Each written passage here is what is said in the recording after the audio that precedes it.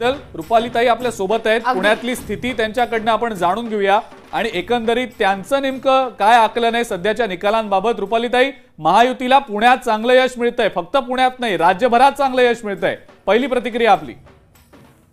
सगळ्यात प्रथम महाराष्ट्रातील मी सर्व मतदार बंधू भगिनींचे, वडीलधारी मंडळींचे शतशः आभारी आहे की त्यांनी विकासाला प्राधान्य दिलेलं आहे। मी पुन्हा सांगते, तुम्हाला मागेही सांगितलं की पक्षाचे जे काही वाद आहेत, आमचा पक्ष चोरला का नेला, त्याची कोर्टात ती प्रक्रिया चालू आहे, त्याला कोणाशी जनतेला घेणं देणं नव्हतं। त्याच्या पलीकडे जाऊन आमचं काम कोण करणार आहे, सरकार म्हणून दायित्व घेतलेले सरकारमधली लोक काम करतायत का नाही, याच्याकडे सगळ्या जनतेने कल दिलेला आहे।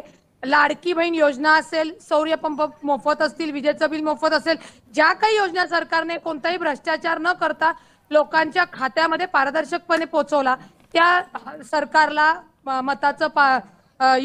मतांचा जोगवा हा महाराष्ट्रातील जनतेने देताना आपल्याला दिसतोय। आणि स्टार्टिंग पासूनच जो काही लीड आहे तो त्यांनी महायुतीकडे दिलेला आहे। म्हणजे पुणे शहरात तरी 8 जागांवर तोच कल आहे।